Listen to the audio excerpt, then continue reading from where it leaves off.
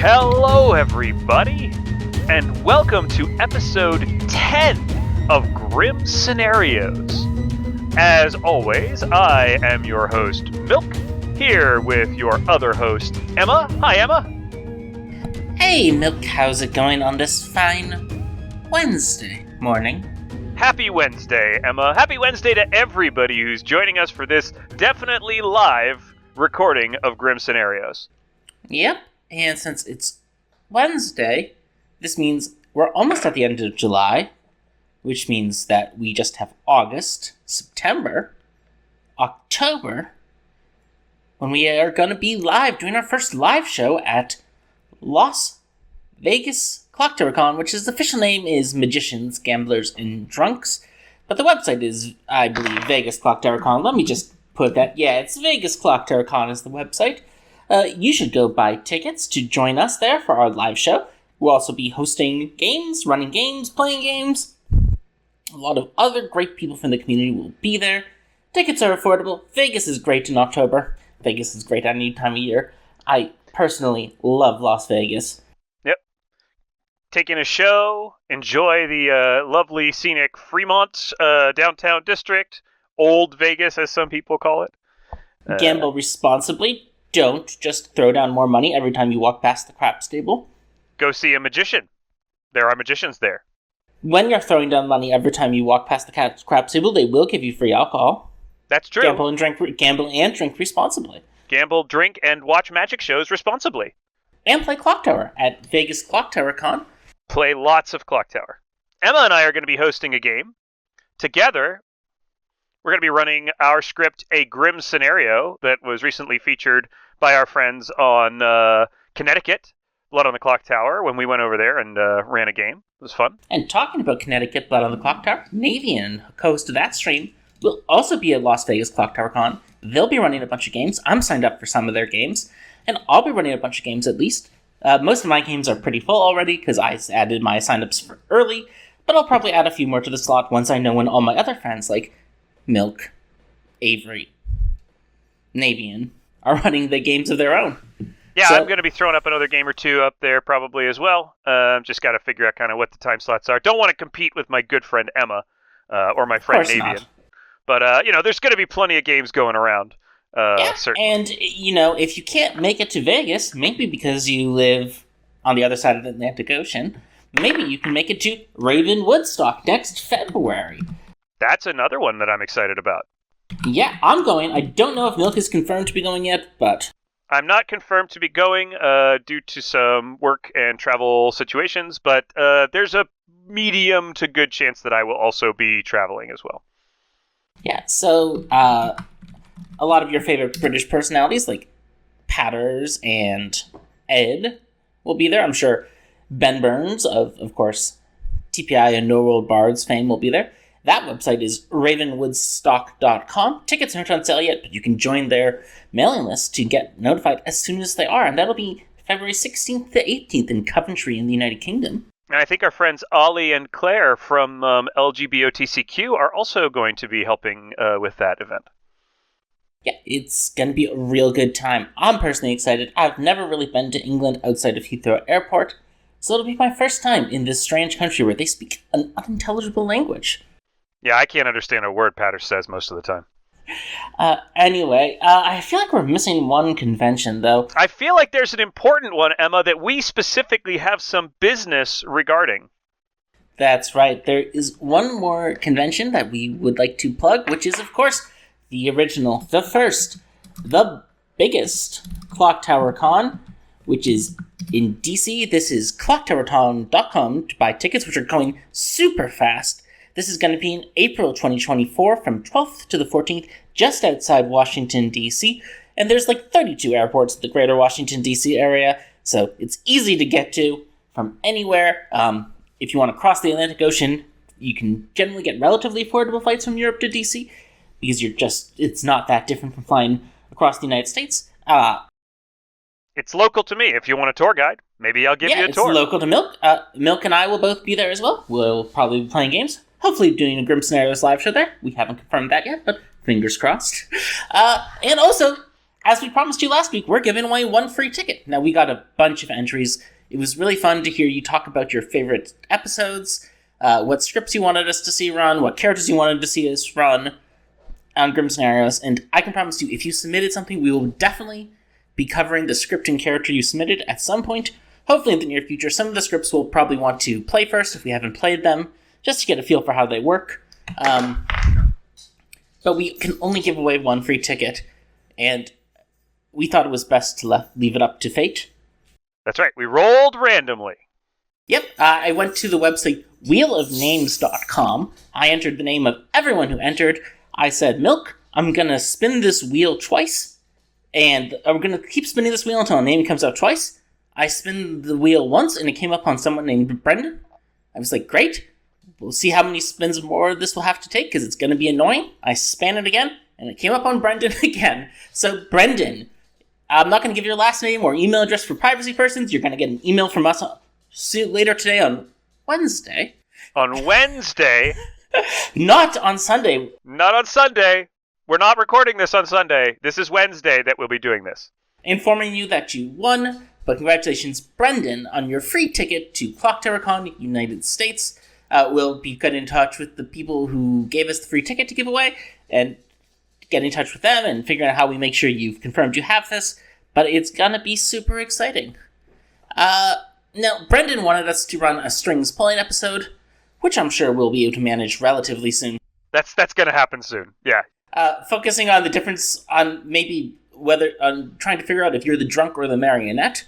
That could be exciting. We'll do that, I'm sure.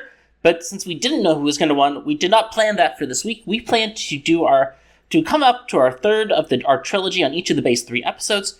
We are doing BMR again. My favorite of the base 3s to play. TB is the best script, but BMR is my favorite of the scripts because where it's unbalanced, I find joy. I have to say also that this is the script that is hardest, I think, for us to prepare for of the base 3 for setting up the scenarios, just because of how many different things can happen in the process of making decisions in a scenario. So this is always the one that I'm a little bit nervous about, Emma, for us to run on Grim Scenarios of the base 3. Well, luckily, Milk, you can keep writing your scenario, because I'm going to run my scenario first for you. You're on the good team. You are the Sailor. The Sailor? I love being the Sailor. Seat 1, which is at the top of the grim. I know. It should be seat 12 to make a line up with the clock, but it doesn't work that way. And also, if there's anything other than exactly 12 players playing, it doesn't even matter, because none of the numbers line up with the clock position anyway. But it is what it is. Now, Milk, I wanted to cover the Sailor, because I hear a lot of people complaining about the Sailor. They say it's an outsider, it just drunk someone. But I think that underestimates how absurdly powerful the ability You Can't Die is. And the Sailor is one of the 2 characters I know for a fact was nerfed during the development of Blood on the Clocktower without it being fundamentally changed in any way, because it was too powerful. Yeah, I think when we look at BMR characters, I've been thinking about this a lot, actually, over the last couple of days since we decided we were going to do another BMR episode. When we look at BMR characters, we really have to think of them in 2 different ways. We have to think of them on BMR, on their home script, and then we have to think about what they do outside of their home script in customs. On BMR, the Sailor is incredibly powerful, because the Sailor can use their ability to hunt for people that the storyteller doesn't want to drunk, right?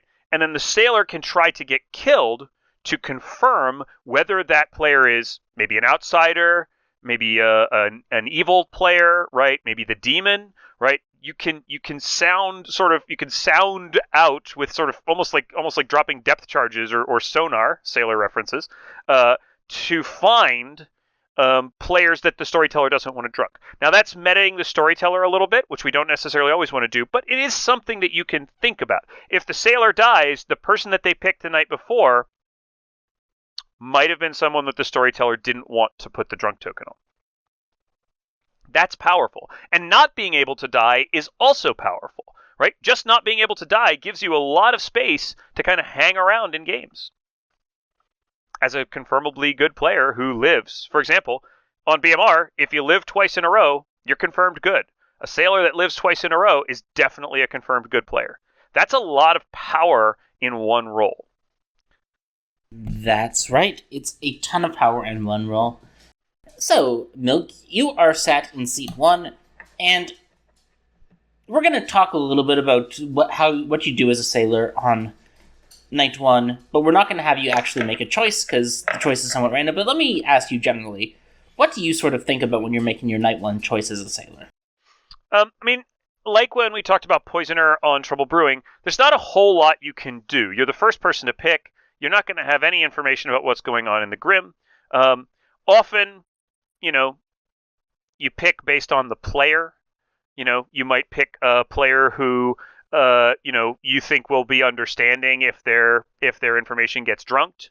You might just pick a neighbor, right? You could pick yourself. It's not all that useful to pick yourself. It sort of negates your ability, but that is a thing you could do. There's not a whole lot other than sort of social reasons why you might pick someone. I pick Emma a lot on the first night when I'm the sailor for entirely social reasons. Because I think she's going to be understanding if her information gets drunked. That's right. Anyway, we're going to tell you that it's the top of day 2, and the player you drank with last night was sitting in seat 8. Okay. So it's the top of day 1, rather. It's the top of day 1, and I drank with the player in seat 8. Yes, you did. So, I'm going to let you have your pick of players to talk to for your very first conversation. We'll probably talk to the player in seat 8. All right, you talk to the player in seat 8. Now, you drank with this player. How do you want to approach that?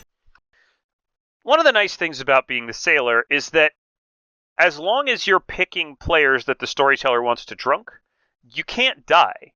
Revealing your role to the evil team isn't really going to matter all that much. You're always going to know if you die that that probably the person you picked has been drugged. That's not entirely true. You could be killed. You could be assassinated. But the fool is generally going to be more interested in saving their own life, in getting evil to hit them in the night, in hiding, than the sailor is going to be. The sailor can play pretty outed. That said, I don't want to get assassinated here, so I'm going to talk to the player in seat 8 and see if I can find out their role. And so I'm going to ask them if they want to do a hard claim or how they'd like to approach sharing information. Did they get information? Mm-hmm. Seat 8 tells you that they are the gossip. All right. What do you tell them? I'm going to claim to be the exorcist. They say, great. That's good to know. Mm-hmm. The reason I can claim to be the exorcist is that if they are, in fact, the gossip, their ability is not going to be affected by my drunkenness on day 1, because their ability doesn't trigger until the night of night 2. So whatever they gossip during the day will then trigger in the night. So as long as I don't drink with them again tomorrow, their gossip should go off. Okay. Well, that's a fun conversation. I'm sure there's nothing more to see here. Probably not. So you go back to town, and you find seats 2, 3, and 12 around. Who do you want to talk to? We'll talk to seat 2. The reason I'm claiming exorcist, by the way, is that the exorcist is a target for kills. And if I cannot be killed in the night, in general, that's a good place for me to try. That's a good role for me to claim to try to get evils to ping kills off of my protection. That's what I want to do. I want to try to get kills pinged off my protection. Or die in the night, so I know that the person I picked might be drunk. Is not drunk. You go and talk to seat 2, mm-hmm. And they tell you, hey, I'm the gossip. You mind gossiping to cover for me? Sure. Yeah, I'll be glad to gossip to cover for you. Do you want me to just copy your gossip, or should I just gossip something random? I say, we want the demon to be confused about who the real gossip is, so maybe not all just copy each other's gossips. Gossip something you think the demon would want to kill. Fair enough. What do you tell them? I'll tell them exorcist. You concerned at all about this double claim of gossip, Milk? Not yet. Okay. I mean, it's something that's interesting. I might pick one of the gossips at night, just to see what happens. Yeah. But I mean, a double claim of gossip on day one. Lots of people gossip on day one. Lots of people do this. The gossip. We've already talked about gossip. I'm the gossip. Can you gossip for me, et cetera, et cetera. So, not so stressed about it. I need to remove a squeaky toy from a dog, but otherwise. No worries. And for all you video watchers, you may have noticed Artemis, my dog, sneaking around in the background of these videos. I apologize if you can hear her. Hi, that'd be less we're not good. going to squeak. We're not going to play with this toy right now. Can you play with a different toy? Can you play with this right now? Thank you. Yeah, this is the audio content our viewers love. Yeah, this is the talking to part his with the dog. cute dogs. Yeah. Tell you what, just to reward all of you for hanging around. Oh no, she ran away. Oh well.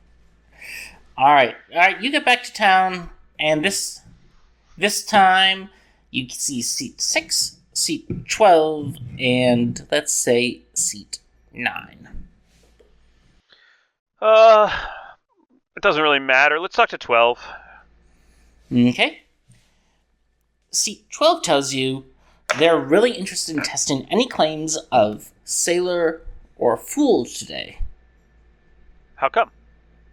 Say, well, because if we execute them, we'll know they're good because I've talked to a courtier who's drunk to the DA. Talk to a courtier who's drunk to the DA. All right. Well, let's just go ahead and put you down as the courtier who's drunk to the DA. I don't know what you mean, says C12. I've just heard of them. I could be in a role swap.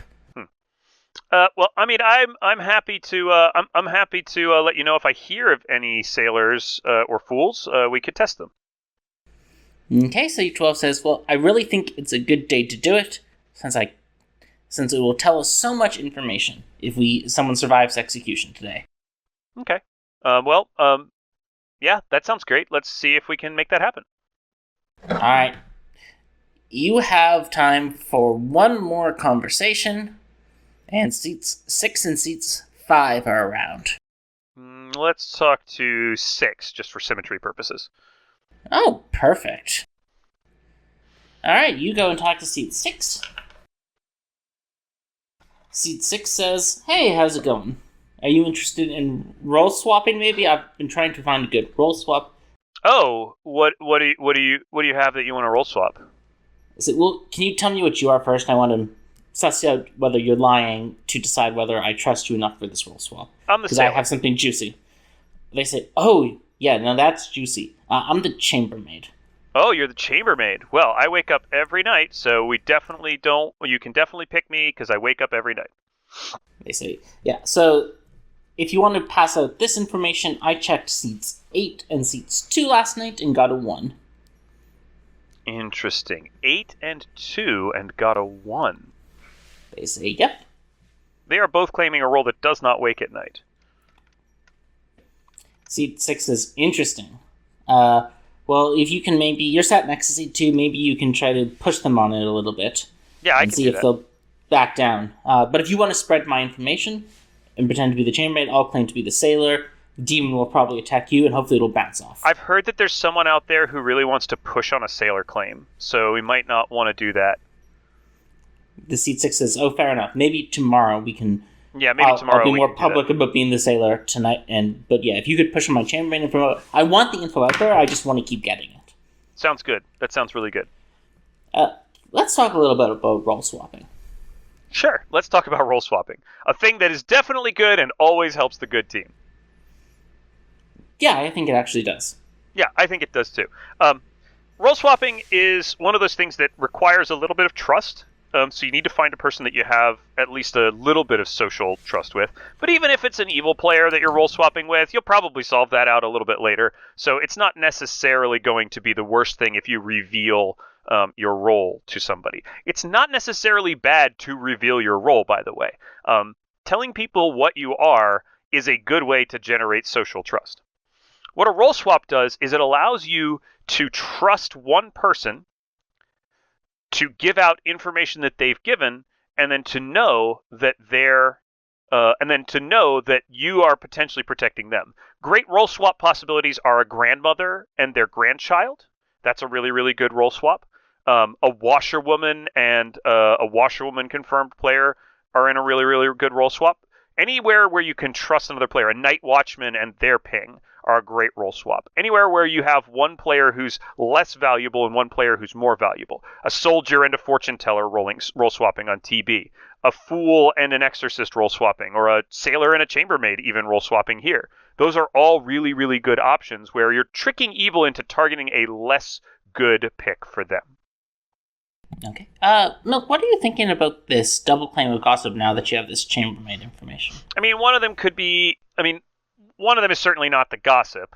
And the fact that one of them wakes up probably means that this is a role swap between potentially it's like a double claiming grandmother and grandchild, potentially. That's a possibility. It's correct. So if one of them is the grandmother, that means that I drank with the grandchild, which is the actual gossip. So then seat 8 would be the actual gossip, and seat 2 would be the grandmother. Although they would not have been able to arrange this or sort it because I spoke to seat... Oh, no, this is day 2, right? No, this is day 1. Yeah, so yeah, they wouldn't have been able to arrange anything because I spoke to seat 8 first. No one else spoke to seat 8 beforehand. So that makes it a double claim, a strict double claim, which means one of these roles might be a player trying to hide their role, or else it might be an evil player. So we're probably going to try to push on seat 2. When you get back to town, seat 2 leans over to you and says, "Hey, by the way, I told you I was the grandmother, right?" You did not. Oh, I must have been confused. I'm the grandmother. Right. Okay, cool. So you have a grandchild out there then somewhere.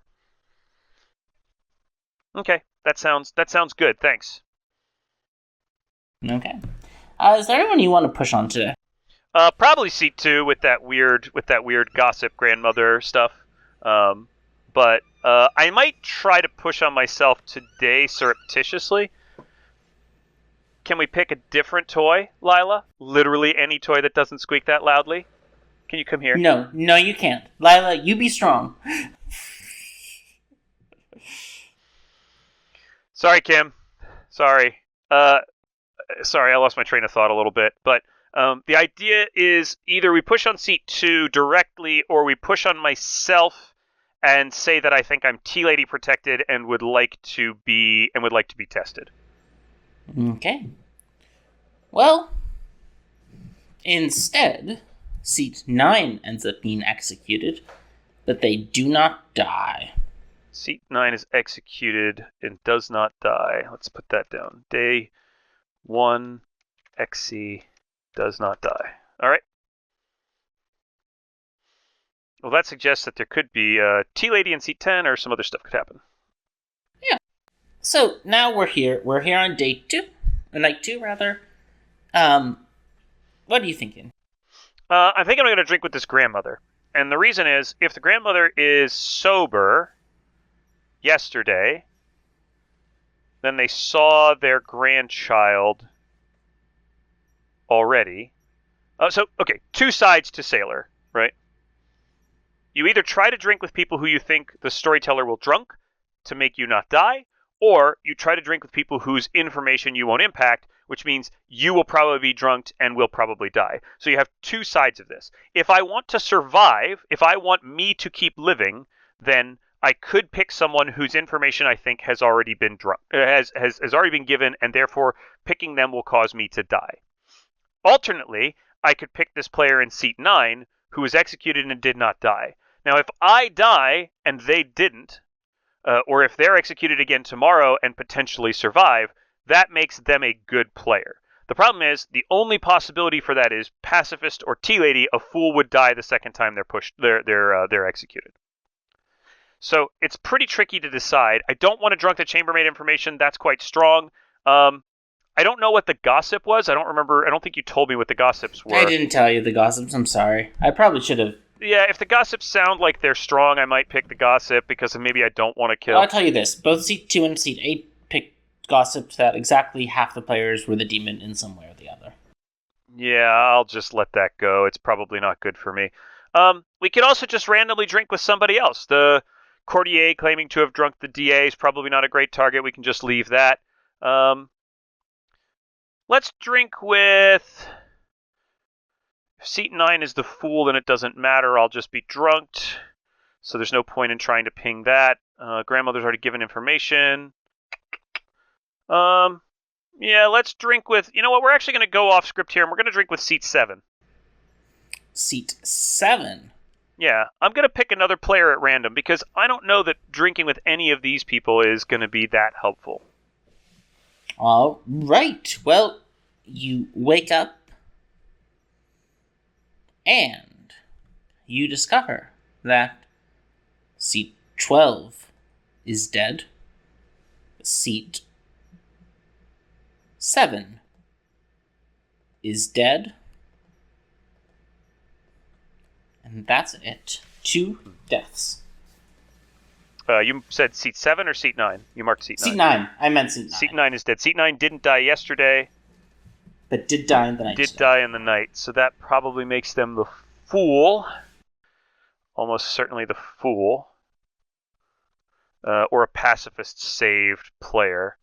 Seat 12, okay, probably the Courtier. Doesn't matter if they drunk the DA now. Probably need to talk to seat 7. Okay. You go and talk to seat 7. And they say, great. I was looking to someone I hadn't talked to yet for my first conversation of the day. What I'm basically planning to do here is tell the first person I talk to each day that I'm the gambler. I'm going to gamble them in the night to confirm them. And then I'll do the same thing each day, and hopefully we'll get a nice big confirmation chain going. I can tell you that seat 5 is the innkeeper. Okay. I am the sailor, and I drank with you last night. You mother... Well, I didn't know you were the gambler, so I drank with you. Why are you drinking randomly with people you didn't know about? Yeah, well, that's one of the ways to pick when you're playing sailor. It happens. So you gambled seat 5 as the innkeeper, and you survive. Why don't you go and sound them out a little bit, see if you can get a social read on them. You can gamble me tonight. I won't pick you. There you go. I'm so mad at you, Milk. This is the worst day of my life. It's the worst day of your life. Of course it is. Yeah, everything I do is terrible. Alright, so seat 7's unhappy with you because they're the gambler and you drank with them. And let's talk a little bit about that. What do you do when players are upset when you drink with them? So, there's not a whole lot you can do mechanically, right? You picked someone using your ability. It's part of the game. You can apologize. You can say, "Hey, look, I'm sorry. I didn't know what your role was. I thought you might, have been a good choice. I picked randomly. It's just the same as when you pick somebody on the first day, right? It's just you just didn't know and you made a choice. So yeah. All right. Seat 8 wants to talk to you again. Yeah. Okay. Let's go. Seat 8 says, "Why'd you want to talk to me first yesterday?" I drank with you. I'm the sailor. They go, all right. So here's something weird that happened. I'm the grandmother. I saw the gossip on seat 2. I talked to seat 2. They told me they were the minstrel. They didn't know why I'd seen them as the gossip. Then they said, oh wait, no, I am actually the gossip. And then they ran off to a conversation with seat 5. Interesting. Well, I definitely think we should push on seat 2, because I'm pretty sure they came to me and said they were the grandmother. They claimed gossip to me. I think they are probably evil. Also, there's a chambermaid 1 on them, which makes... Oh, there's a chambermaid 1 on the 2 of you, which means that they don't wake at night. Or at least not on the first night. We did agree to a role swap of they'd claim grandmother and I'd claim gossip, but it just gave me a little bit of a weird feeling. So it's good to know you drank with me. I wish you had told me that yesterday before I went and confirmed this with it might be some player who I now think is probably just evil because I'm pretty sure I was sailor drunk. And I wish we had tested you yesterday to see if I was sailor drunk. You almost certainly were. There's no reason for the storyteller not to sailor drunk a grandmother on day 1. So if you're the grandmother, you were probably sailor drunk. You've probably been shown an evil. Let's kill them. All right. Easy. We've been going for about 30 minutes, and Milk and I have a tight deadline this Wednesday morning for reasons that have nothing to do with the TPI Sunday stream. Not even a little bit. Which does not start 39 minutes ago from now, because this is Wednesday, not Sunday, when the TPI Sunday stream happens. So, We'll end this scenario here. I think we've seen a little bit about the issues of the sailor. You can see how players can get frustrated with the sailor who lies to them, but that doesn't mean you don't have to lie to them. Milk, I think, got a lot of good information, even though he lied a bunch. I'd want to kill Seat 2 and Seat 5 here, for sure. Yes, and that'd be good, because Seat 2 is the assassin and Seat 5 is the Shabaloth. Yeah. You're, of course, the sailor in Seat 1. Seat 7 is, in fact, the gambler who did, in fact, confirm the demon on a demon bluff. The demon, of course, had whispered the demon bluffs to Seat 4, the mastermind, who had given them to Seat 2. Seat after you talked, Seat 2 had originally claimed gossip, because that's an assassin bluff, then talked to Seat 4, who said they were going to claim gossip, and put the Seat 2 on the minstrel bluff. Then Seat 2 learned about the grandmother thing, and hastily switched back to gossip. Seat 11, who you never talked to, was your exorcist. Seat 12 was, in fact, your courtier who drank with the DA. Seat 10 was your tinker. Seat 9 was your fool. Seat 6 was your chambermaid. And Seat 3 is your currently evil goon. Nice. That makes a lot of sense to me. Yeah. Nice grim. That's a really nice grim, Emma. And I think it goes to show like how you can use knowing that someone was probably drunk when you picked them, even if you didn't necessarily know that they were definitely drunk. Like I would have wanted to kill the Seat 5 if the gambler lived after being sailor drunk. Like there's no reason not to want to go ahead and kill into that, or have the gambler re-gamble them when sober. There's a lot of bits and pieces there. And while you're setting things up, we'll probably go to our intermission screen. And during our intermission screen, I will just once again re-plug Las Vegas Clocktower Con, October 27th to 29th, at the Plaza Hotel in downtown Las Vegas. You can get your tickets at vegasclocktowercon.com. The official name of this con is Magicians, Gamblers, and Drunks. Milk and I will be there for our very first live show of Grim Scenarios. We're incredibly excited. We'll also be storytelling a bunch of games. It's going to be a fun old time. If you can't make it to Las Vegas, maybe you live in Europe, you can go to Raven's Woodstock, which is a delightful pun. Raven's Woodstock is in Coventry in the United Kingdom from the 16th to 18th of February 2024. I'm definitely going to be there. Lots of friends of ECG and the Pod are going to be there. It's going to be a good time. Milk may be there. Other people may be there. Who knows? It's a little bit further out. Less walk-down plans. Tickets aren't available yet, but you can join the mailing list at ravenwoodstock.com, and you'll be let known when tickets have been released and when tickets are almost sold out. And of course, April 12th to 14th in Washington, D.C., 2024, the original, the biggest Clocktower convention, Clocktower Con, is coming back a second go-round. Milk will be there, I'll be there, a bunch of our friends will be there, a bunch of your other favorite content creators will be there. You should come. You can go buy badges at go to clocktowercon.com. They are selling out incredibly fast, even though there's like twice as many badges as last year. And with that, hopefully I've burned enough time for Milk to be ready to go. Just about, Emma. Just about enough time. All right, Emma. I want you to talk about a specific role that a lot of people struggle with on this script, and that is the Zomboul.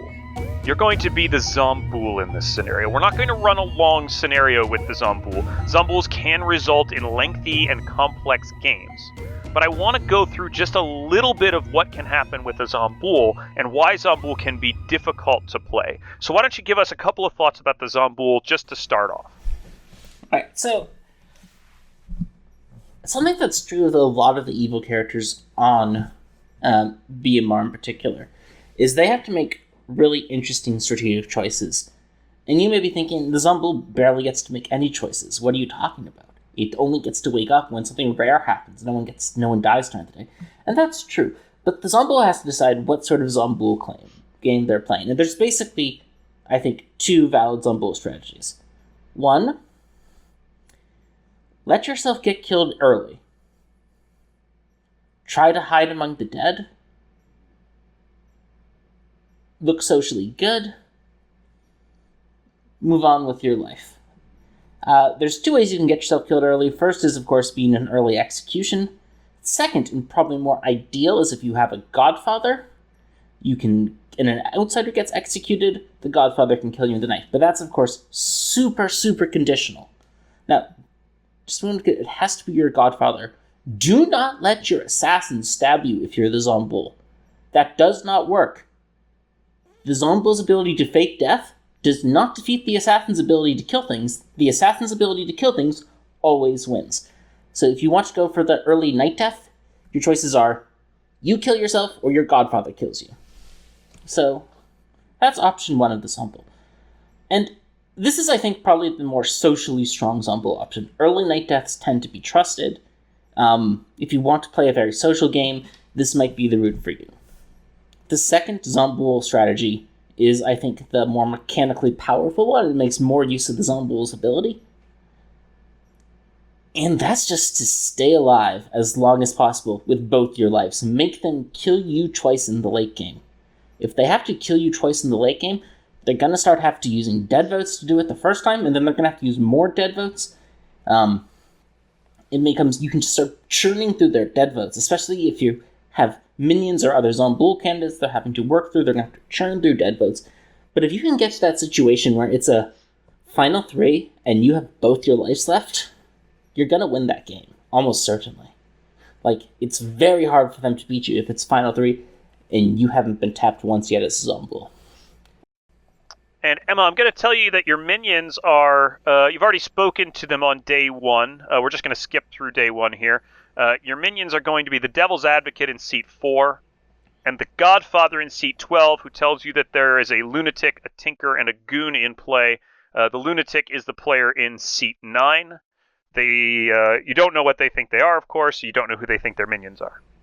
Yeah, and again, in BMR, when you're a demon with a Lunatic, you can generally meta that your Lunatic will have the same token as you. It's not 100% guaranteed the Storyteller can put in the second demon type, but most of the time the Lunatic will have the same token as their demon, just because it's easier to sell illusions to Lunatics if their kill patterns are lining up correctly, and every demon in BMR has a different kill pattern. Correct. Your bluffs are also Gambler, Chambermaid, and Tea Lady, which of course aligns with having a Devil's Advocate, and also aligns with having the Zombul token. Talk about bluffing as the Zombul and which of these bluffs you might take.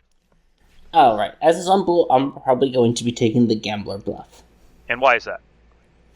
With the Gambler bluff, if I choose to want to die in the night, I have a built-in reason for my death in the night.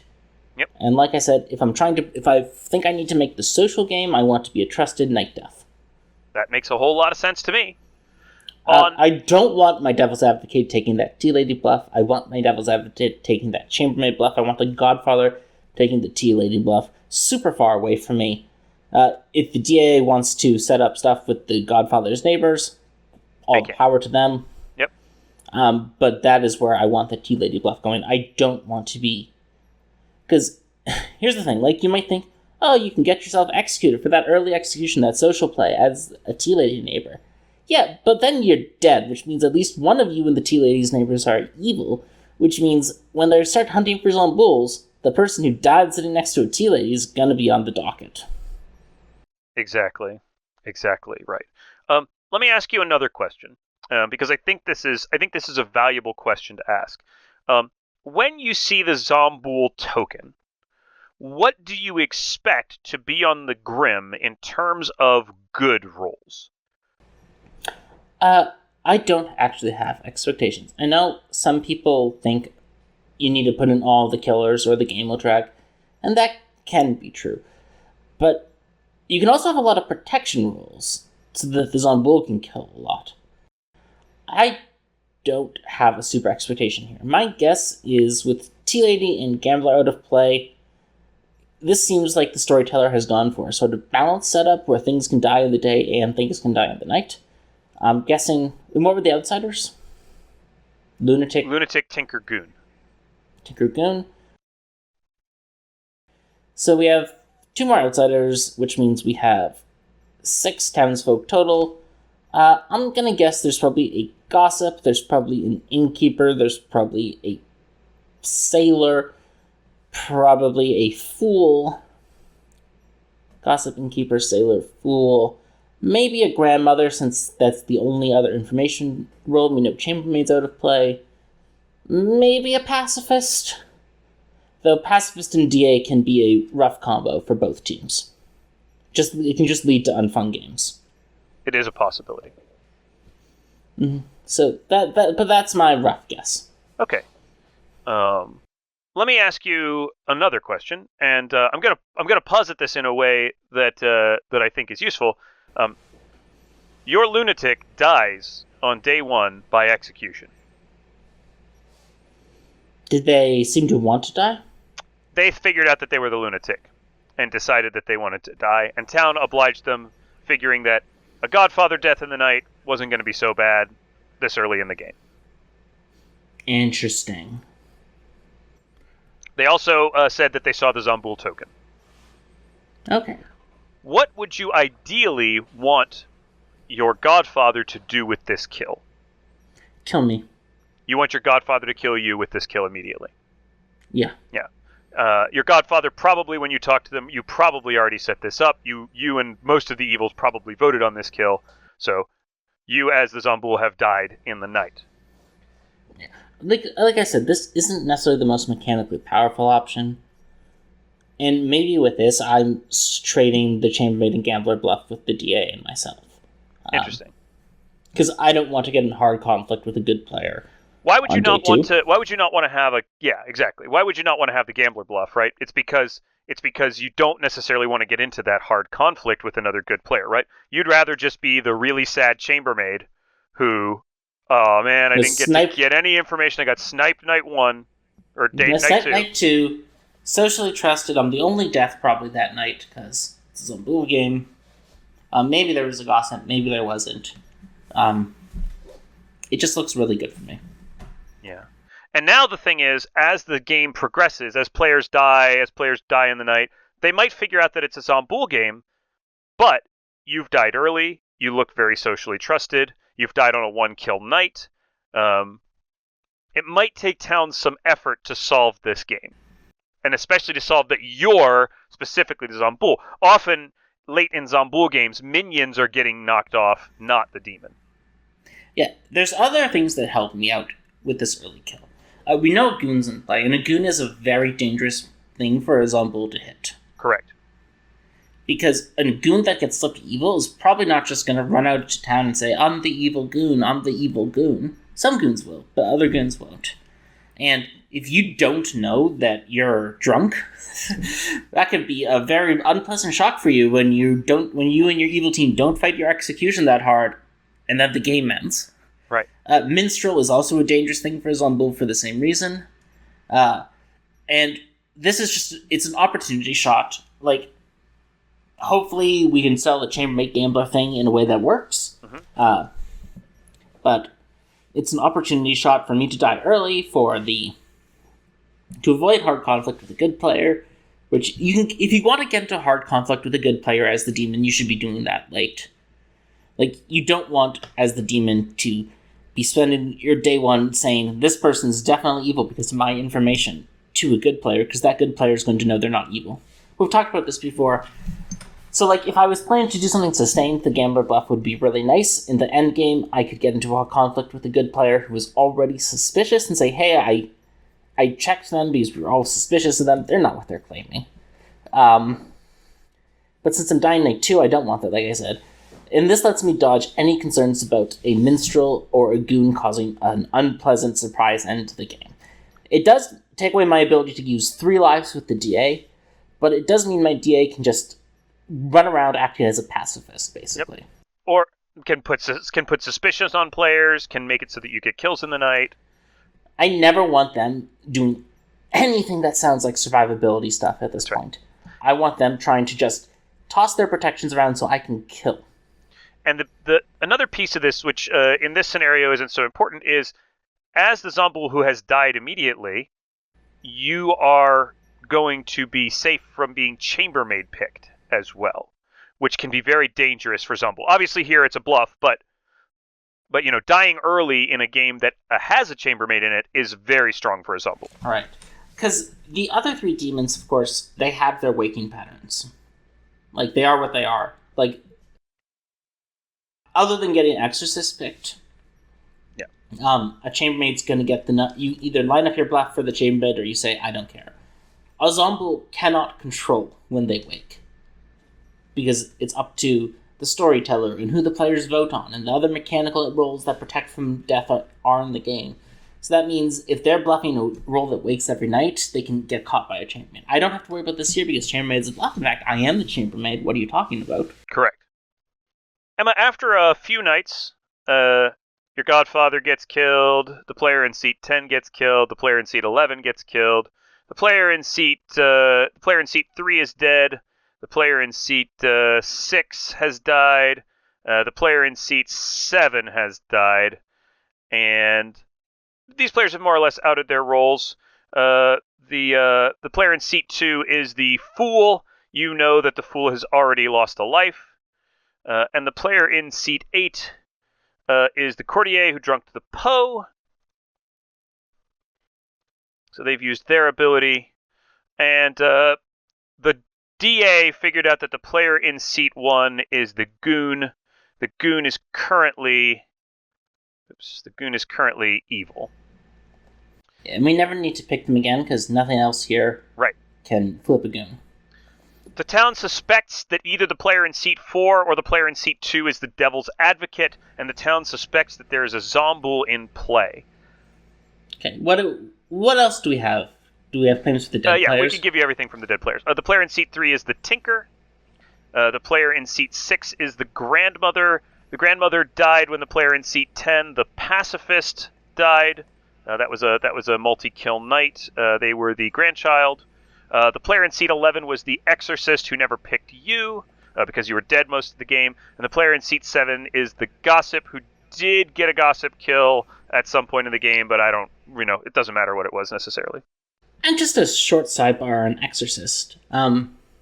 Exorcist doesn't say choose an alive player, it says choose a player.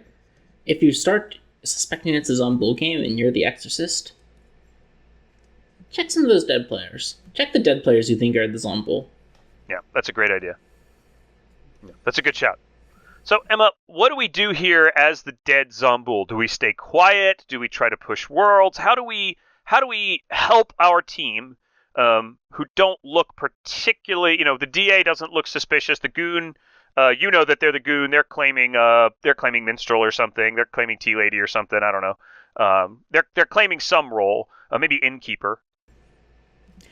Yeah. So I don't know what my initial information was. Hopefully, and this is one of the problems with the game, is, ideally I would have had a 0 on 2 of these players as the dead chambermaid. Mm-hmm. Probably the goon, because the goon is on my team, and the fool. Because if I had 0 on 2 of these players, that's the 0 on one night of chambermaid information, that's the demon number in non-Pucko world. Right. I don't know where my information was, and I couldn't have predicted who was going to be alive, but say la vie. Yeah. You don't really know if you gave out your chambermaid information earlier, you were kind of pushed into it, you might have had to give it away. How does a Zomboul make sure they don't get double killed? Is there anything you can really do?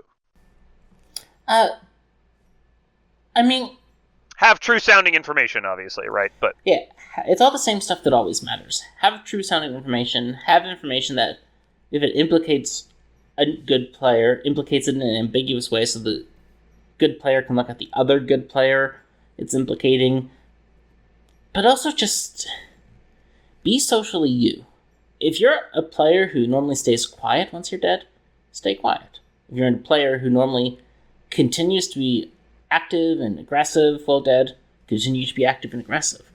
The one thing, the social bluffing part of this game is its most important part, and it's the hardest thing for us to cover on Grim Scenarios. But the main thing you want to be, good, evil, whatever, is the same. And nothing is more important than is being the same as here. Now, with what's gone down, the only really player who's going to have a hard time being sold as the Zomboul is seat 10. The reason seat 10 is going to have a hard time being sold as the Zomboul is because of the double kill with the grandmother. Right. There's things that could replicate that, but most of the time a good team's going to win in the world where the evil team sets up the perfect grandmother-grandchild Zomboul bluff, and they both die in the night together. Yeah, I mean, there's just that's a hard one to dodge, but in most worlds they're not. So hopefully I didn't give a chambermaid 1 on literally any of these dead players. It's definitely not a 2 on 2 dead players. That would be a disaster. Side note on bluffing his chambermaid, you didn't get a 2 night 1. Yeah, there are ways to get a 2 night 1 as a chambermaid. Most of the time, you didn't. You didn't get a 2 on night 1. You got a 1 or a 0. You got a 1 or a 0. Like, look at how many rolls wake up on night 1. I mean, if you got a 2, you probably hit a goon. There are other ways, but... There's other ways. Like, you could have hit the DA and the Godfather. You could have hit the Grandmother and the Chambermaid. You could have hit... There's 25 rolls on the script. Exactly 1, 2, 3, 4, 5, 6, 7, 8 of them register as waking to a chambermaid on night 1. One of those is the chambermaid, so it's 7. That's the lunatic, the sailor, the courtier, the godfather, the DA, the puka, the grandmother. You didn't get a 2 on night 1. You probably didn't get a 1. Most of the time you got a 0. Let's see. I think that's kind of covered it, really, Emma. You know, ducking the Zomboul out of danger, you know, once they're stussed late in the game, you know, you can DA protect them once, then they get killed, then they get killed again because they can't be DA protected while dead. There's not a whole lot else you can do other than just stall. The other thing here is we're going to force good players to burn dead votes. Maybe even I'll burn my dead vote to look good, because it doesn't matter all that much. But the important thing is seat 1 and seat 4, who are both irrevocably locked into the evil team, I don't want them raising their hand the rest of the game. Why is that?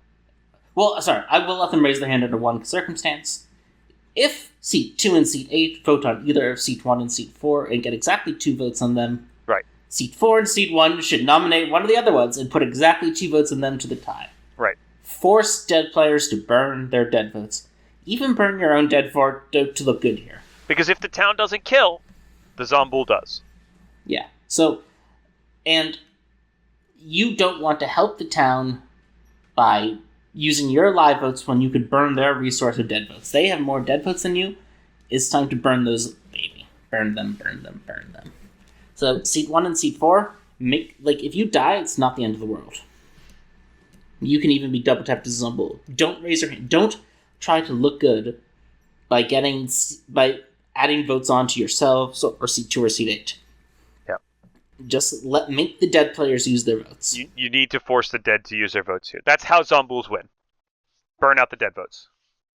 Alright, since we chose for the social play of trying to look socially good by dying early, this is our win con. Our win con is burning out dead votes before they can get around to looking at me as a Zomboul candidate. If we had gone for the other game where we tried to force them to kill through me 3 times, which we could have done that.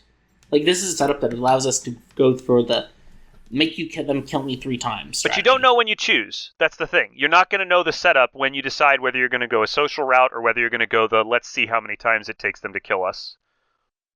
So that's a little bit about the Zomboul. We might revisit Zomboul again in the future with maybe some more specific questions. You can always send us some more specific questions that you have, more specific scenarios that you have. But this is, I think, a pretty good overview of how Zomboul might work in a scenario like this. Yeah. And again, apologize for the slightly short episode. It has definitely nothing to do with the fact that our mornings were busy today on Wednesday, and we needed to be finished before the Sunday stream started at 4 p.m. my time, 7 p.m. Milk's time on Sunday nights. That's unrelated. It's definitely not 15 minutes before that stream, and we both definitely don't need to take breaks before that because it's a Wednesday morning. It's a Wednesday morning. Remember, Magicians, Gamblers, and Drunks, Las Vegas Clocktower Con in October. Buy your ticket. Buy your tickets at VegasClocktowerCon.com. Shoot. What's the other ones? What are the other ones? Ravens Woodstock. Ravens Woodstock in Coventry, UK, February 16th to 18th, 2024. Can't get tickets for that yet. Join the mailing list. Join the mailing list for tickets for that at ravenwoodstock.com. Clocktower Con 2024. Get your tickets. They're going fast. April 12th, 2020 to the 14th, 2024 at clocktowercon.com. We're going to be at all kinds of stuff. Come see us. Come say hi. Come to our panels. Come to whatever games we're running. We love to see you all. We think you're all great. Until then, May your scenarios stay grim this week. bye.